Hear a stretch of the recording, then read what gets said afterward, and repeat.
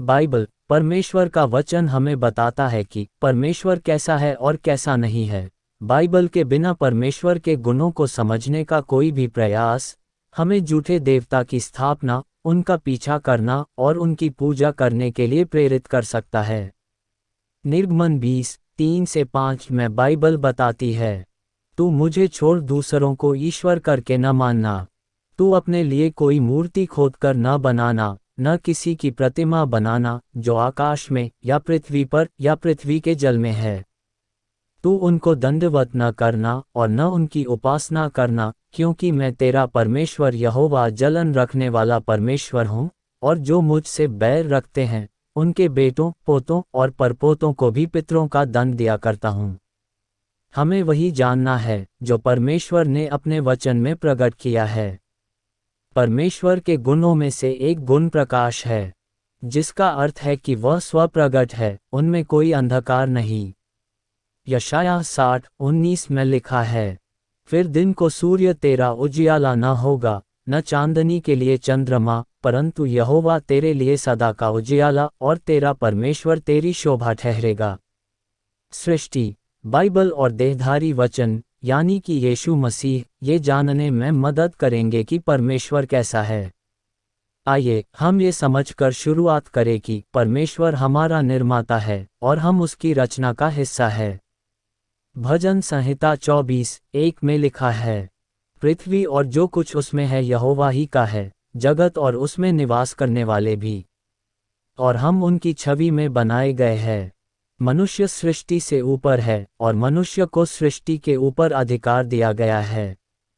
उत्पत्ति 1:26-28 में लिखा है, फिर परमेश्वर ने कहा, हम मनुष्य को अपने स्वरूप के अनुसार अपनी समानता में बनाएं, और वे समुद्र की मछलियों और आकाश के पक्षियों और घरेलू पशुओं और सारी पृथ्वी पर और सब रेंगने वाले जंतुओं पर जो पृथ्वी पर रेंगते हैं अधिकार रखें। तब परमेश्वर ने मनुष्य को अपने स्वरूप के अनुसार उत्पन्न किया, अपने ही स्वरूप के अनुसार परमेश्वर ने उसको उत्पन्न किया, नर और नारी करके उसने मनुष्यों की सृष्टि की। और परमेश्वर ने उनको आशीष दी और उनसे कहा, फूलो फलो और पृथ्वी में भर जाओ और उसको अपने वश में कर लो, और समुद्र की मछलियों तथा आकाश के पक्षियों और पृथ्वी पर रेंगने वाले सब जंतुओं पर अधिकार रखो। सृष्टि पतन के कारण नष्ट हो गई है, फिर अभी परमेश्वर के कार्यों की झलक देती है। उत्पत्ति 3:17-18 में परमेश्वर ने आदम से कहा, और आदम से उसने कहा, तूने जो अपनी पत्नी की बात सुनी और जिस वृक्ष के फल के विषय में मैंने तुझे आज्ञा दी थी कि तू उसे न खाना, उसको तूने खाया है, इसलिए भूमि तेरे कारण शापित है। तू उसकी उपज जीवन भर दुख के साथ खाया करेगा, और वह तेरे लिए कांटे और ऊंट-कटारे उगाएगी, और तू खेत की उपज खाएगा। हालांकि सृष्टि पहले जैसी नहीं है, फिर भी सृष्टि की विशालता, जटिलता, सुंदरता और व्यवस्था पर विचार करके हम परमेश्वर की अद्भुतता का एहसास कर सकते हैं। परमेश्वर शाश्वत है, अर्थात उनकी कोई शुरुआत नहीं थी और उनका अस्तित्व कभी समाप्त नहीं होगा। वह अमर और अनंत है। भजन संहिता 90:2 कहता है, इससे पहले कि पहाड़ उत्पन्न हुए या तूने पृथ्वी और जगत की रचना की, वरन अनादिकाल से अनंत काल तक तू ही परमेश्वर है। परमेश्वर अपरिवर्तनीय है, इसका मतलब वह बिल्कुल भरोसेमंद और विश्वसनीय है। वह अपना वादा और स्वभाव कभी नहीं बदलता। गिनती 23:19 में लिखा है, ईश्वर मनुष्य नहीं कि झूठ बोले, और न वह आदमी है कि अपनी इच्छा बदले। क्या जो कुछ उसने कहा उसे न करे? क्या वह वचन देकर उसे पूरा न करे? परमेश्वर अतुलनीय है, कार्य या अस्तित्व में उसके जैसा कोई नहीं है। वह अद्वितीय और परिपूर्ण है। यशायाह 40:25 में बाइबल कहती है, इसलिए तुम मुझे किसके समान बताओगे कि मैं उसके तुल्य ठहरूं? उस पवित्र का यही वचन है। परमेश्वर अति महान और अगम है। वह इतना महान है कि हम उसे पूरी तरह समझ नहीं सकते। रोमियो 11:33-34 में लिखा है, परमेश्वर का धन और बुद्धि और ज्ञान क्या ही गंभीर है। उसके विचार कैसे अथाह और उसके मार्ग कैसे अगम हैं। प्रभु की बुद्धि को किसने जाना, या उसका मंत्री कौन हुआ। परमेश्वर न्यायकारी है, वह पक्षपात नहीं करता, वह सर्वशक्तिमान है और वह कुछ भी कर सकता है। वह अपने कामों से प्रसन्न होता है, लेकिन उसके कार्य हमेशा उसके चरित्र और स्वभाव के अनुरूप होंगे। यिर्मयाह 32:17 में लिखा है, हे प्रभु यहोवा, तूने बड़ी सामर्थ्य और बढ़ाई हुई भुजा से आकाश और पृथ्वी को बनाया है। तेरे लिए कोई काम कठिन नहीं है।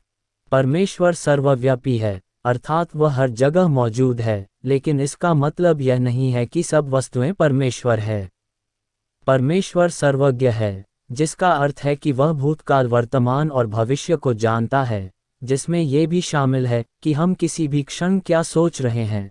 हमारे हर एक अच्छे बुरे विचार को वह जानता है, इसलिए वह न्याय सदैव निष्पक्ष रूप से करेगा।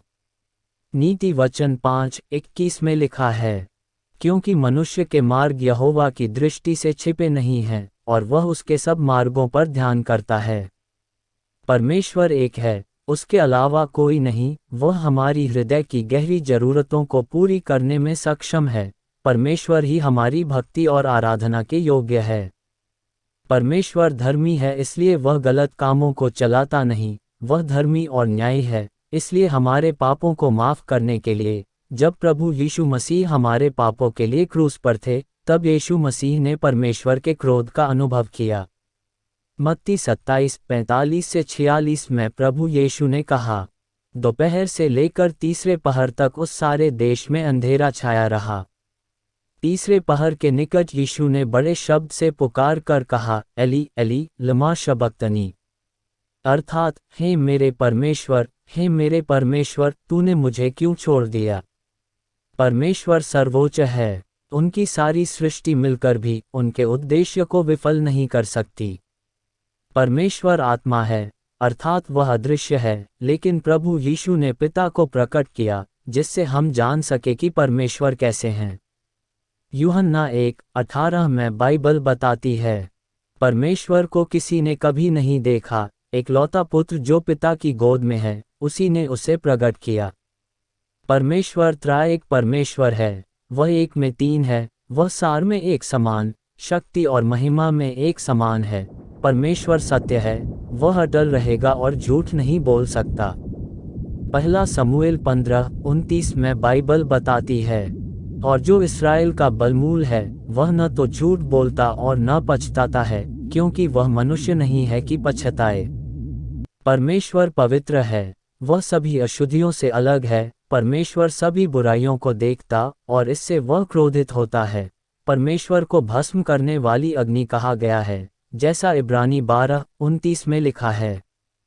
परमेश्वर दयालु है और उसकी कृपा में उनकी भलाई, दया, करुणा और प्रेम शामिल है। यदि परमेश्वर की कृपा ना होती, तो उसकी पवित्रता हमें उसकी उपस्थिति से बाहर कर देती। शुक्र है कि परमेश्वर ने अपने प्रेम से यीशु मसीह के द्वारा हमें बचाया।